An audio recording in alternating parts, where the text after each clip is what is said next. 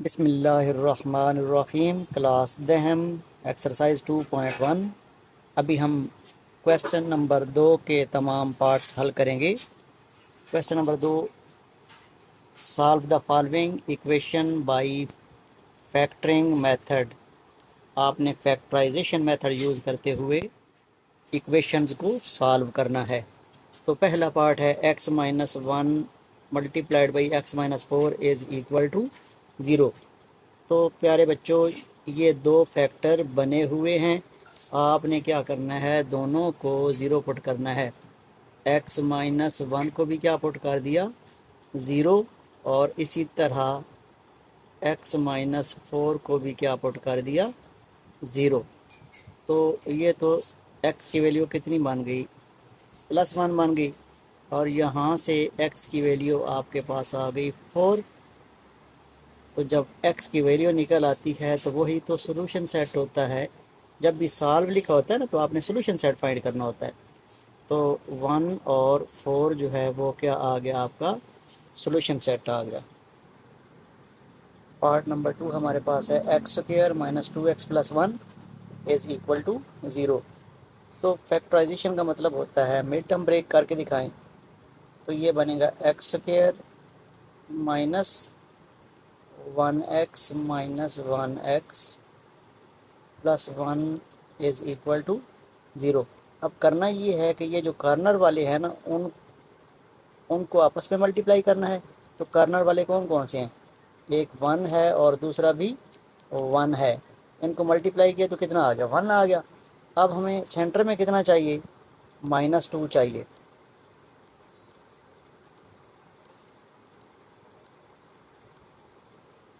तो सेंटर में -2 करने के लिए क्या करना पड़ेगा, -1 और -1 ये मिल के कितना हो जाता है, -2 हो जाता है। और -1 मल्टीप्लाइड बाई -1 करते हैं तो कितना आ जाता है, +1 आ जाता है। तो अब करना ये है कि पहले जोड़े में से आप कॉमन ले लें x। जब x कॉमन लिया तो इधर x रह जाएगा 1, क्योंकि x की पावर 2 है। और यहाँ से आपने x कॉमन ले लिया तो कितना आ जाएगा, 1 आ जाएगा। और यहाँ से 1 कॉमन ले लें, जब कुछ कॉमन नहीं होता तो आप उसमें से 1 कॉमन ले सकते हैं।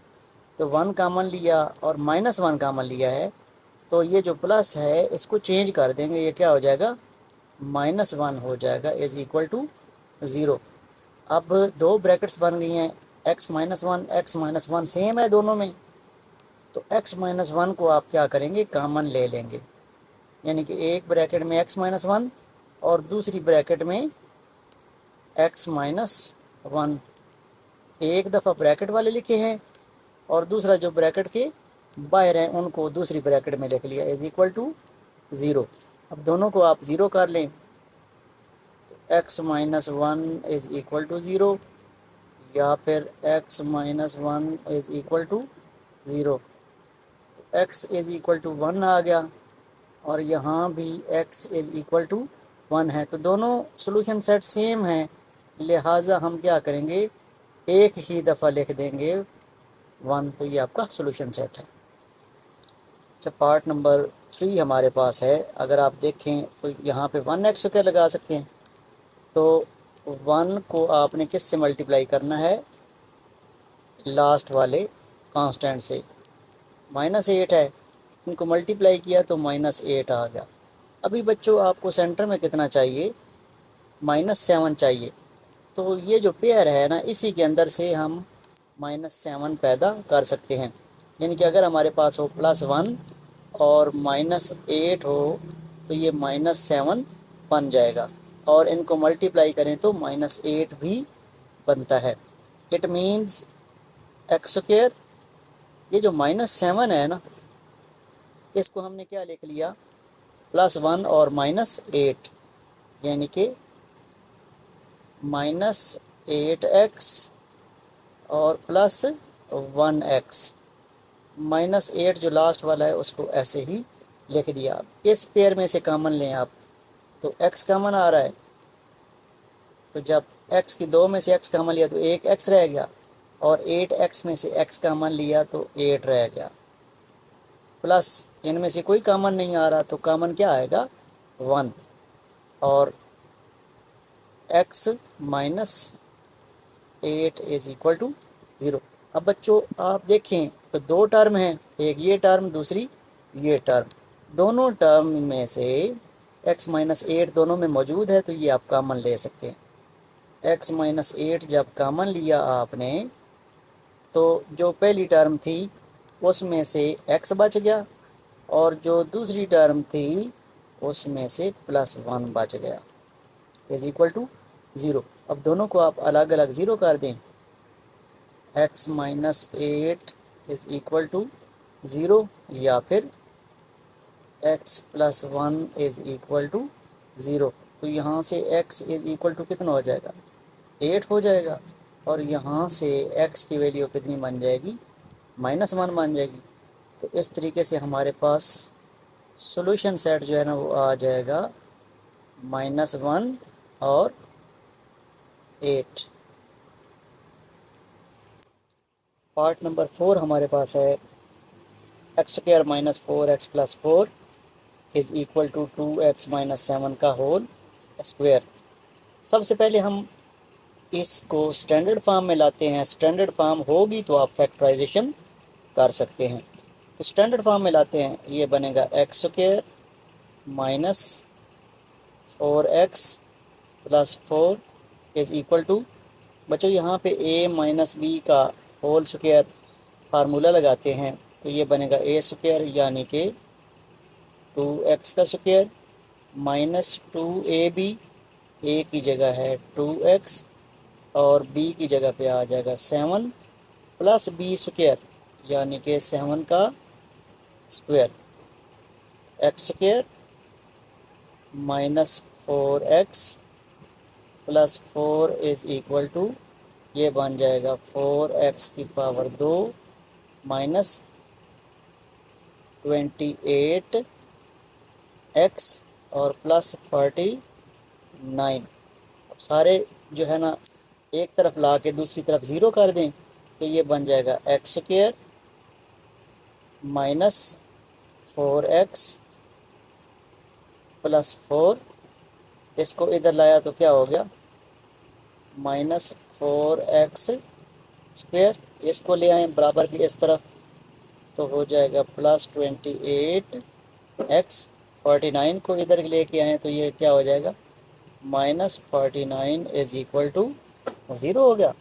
अब देखें x² की दो टर्म्स हैं, यानी कि 1 माइनस 4, तो कितना हो जाएगा -3x स्क्वायर। अब x वाले देखें जी, -4x और प्लस 28x, तो कितना हो जाएगा +24x। अब कांस्टेंट को भी ऐड कर लें, तो एक 4 है, दूसरा -49 है, तो -45 जो है ना वो आपके पास आ जाएगा इज इक्वल टू 0। अब शुरू में माइनस है तो मैंने क्या कहा हुआ, माइनस कॉमन लेना है, तो ये बन जाएगा। अच्छा एक और भी आप यहाँ पे नोट करें तो -3 कॉमन आ रहा है, क्या आ रहा है -3 कॉमन ले लें, क्योंकि 3 वाले टेबल में 3 भी आता है, 24 भी आता है और 45 भी आता है, लिहाजा आप -3 कॉमन ले लें। अब -3 जब कॉमन लिया तो दो चीज़ें आएंगी, एक तो अंदर साइन चेंज होंगे और दूसरा 3 जो है ना वो कॉमन आएगा। अच्छा यहाँ पे बन गया x की पावर 2 और प्लस किस में चेंज हो गया -3 वाला टेबल पढ़े, 3 8 और x आ गया, और माइनस किस में चेंज होगी प्लस में, और 15 आ गया is equal to 0। x² minus 8x plus 15 is equal to 0 by -3। अब -3 उधर ले जाके प्लस नहीं कर देना, क्योंकि ये मल्टीप्लाई हो रहा है तो क्या होगा डिवाइड होगा। तो इसकी जो स्टैंडर्ड फॉर्म है वो बन जाएगी x² माइनस 8x प्लस 15 और 0 बाई एनीथिंग क्या हो जाता है 0 हो जाता है। तो डियर स्टूडेंट्स ये आपके पास बन गई स्टैंडर्ड फॉर्म। अब हम क्या करते हैं, इसकी मिड टर्म ब्रेक करते हैं, यानी कि फैक्टराइजेशन करते हैं। तो इस तरफ 1 है, 1 को आप मल्टीप्लाई करेंगे 15 के साथ। मैं यहाँ पे लिख देता हूँ 1 multiplied by 15 is equal to 15। Centre में कितना चाहिए? -8। तो अगर आप लेते हैं -5 और -3, इनको ऐड करें तो कितना हो गया? -8 हो गया। और इसी को अगर करते हैं मल्टीप्लाई, -5 -3, तो ये बनता है +15। अब यही तो दो टारगेट आपके थे, एक तो +15 बनाना है और दूसरा -8 बनाना है। तो आपने दोनों टारगेट अचीव कर लिए। x² -8 को आपने तोड़ा और -5x कर लिया और -3x कर लिया, +15 इज़ इक्वल टू 0। अब ये नहीं कहना कि -8 है ना तो इसको -1 और 7 भी तो बना सकते हैं। -1 और -7 भी तो -8 होता है, लेकिन जब उनको मल्टीप्लाई करते हैं तो 15 नहीं बनता और वो एक ही जोड़ा बनता है 5 और 3 का। मल्टीप्लाई करें तो 15 बनता है, ऐड करें तो -8 बनता है। अब पहले पेयर में से कॉमन लें तो x कॉमन आ रहा है, x कॉमन लिया तो अंदर आ गया x -5, इधर -3 दूसरे पेयर में से कॉमन लें, x आ गया। अब चूँकि माइनस कॉमन लिया है तो अंदर साइन भी चेंज होगा, तो -5 आ गया इज इक्वल टू। अब डियर स्टूडेंट्स नोट करें, दो टर्म्स हैं, एक ये दूसरी ये, और दोनों में x -5 जो है वो क्या है? कॉमन है। तो दूसरी ब्रैकेट जो बनेगी वो क्या है? x -3 बन जाएगा इज इक्वल टू 0। दोनों को 0 कर दें, या तो x -5 को 0 कर दें या फिर दूसरा केस x -3 को 0 कर दें। तो यहाँ से x की वैल्यू 5 बन जाएगी और यहाँ से x की वैल्यू 3 बन जाएगी। लिहाजा आपके पास सॉल्यूशन सेट जो बन जाएगा वो बन जाएगा 3 और 5 का। डियर स्टूडेंट्स, क्वेश्चन नंबर 5 जो है थोड़ा सा बज़ाहिर मुश्किल लग रहा है, लेकिन इसको मैं इंतहाई आसान तरीके से करवाने की कोशिश करता हूँ। आपने साथ रहना है और जैसे मैं करता हूँ आपने नोट करते जाना है। तो डियर स्टूडेंट्स, बात ये है कि अगर यहाँ पे देखें तो एलसीएम कितना बनेगा? 4 एलसीएम आ जाएगा।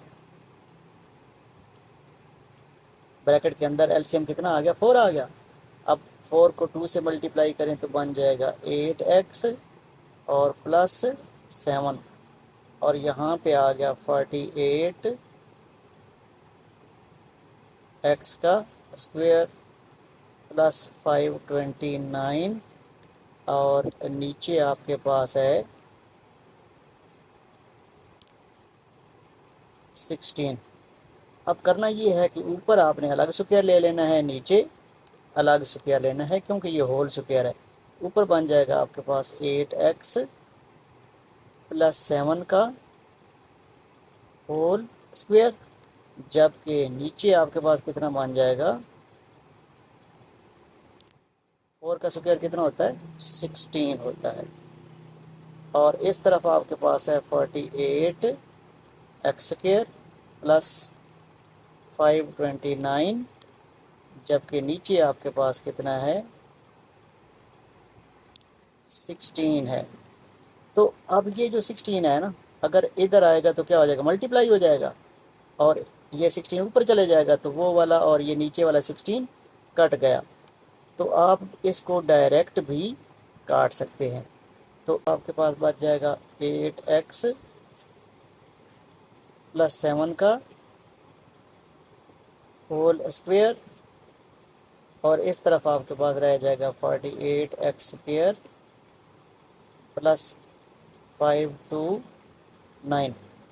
अब डियर स्टूडेंट्स, आपने करना ये है कि यहाँ पे होल स्क्वायर को ओपन कर लें, तो ये बन जाएगा 8x का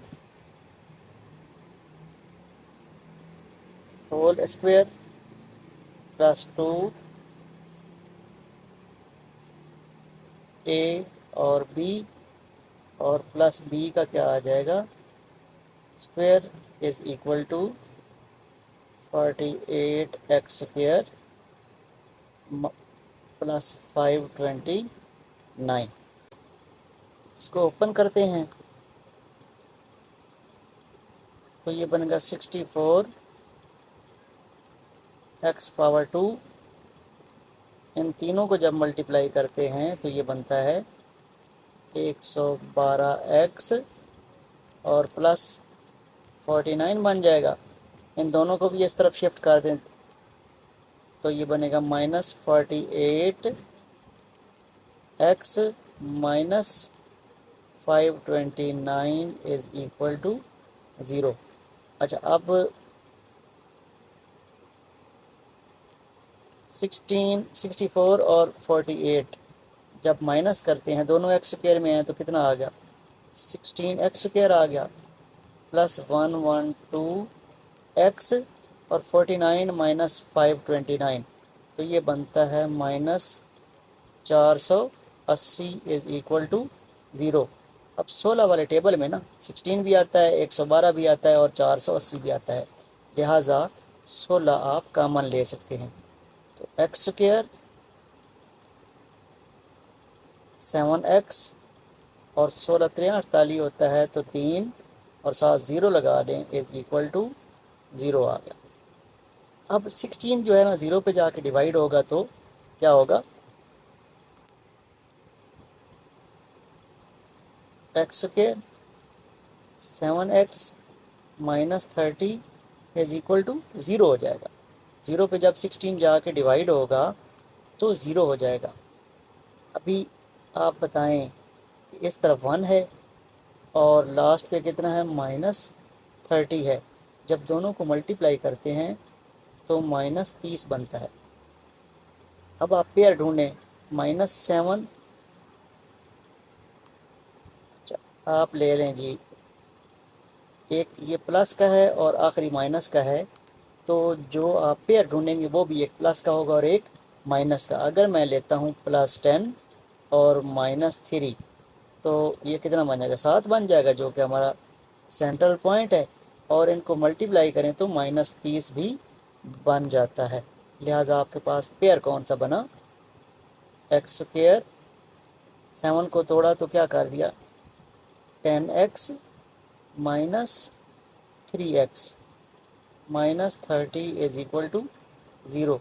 पहले जोड़े में से x कॉमन ले लिया तो x प्लस 10 आ गया, -3 कॉमन लिया दूसरे पेयर में से तो x प्लस 10 आ गया is equal to 0। x plus 10 फिर कॉमन है, अब दोनों को अलग अलग 0 कर देते हैं। x plus 10 is equal to 0 या फिर x minus 3 is equal to 0। x की वैल्यू बन जाएगी -10 या फिर x की वैल्यू बन जाएगी 3।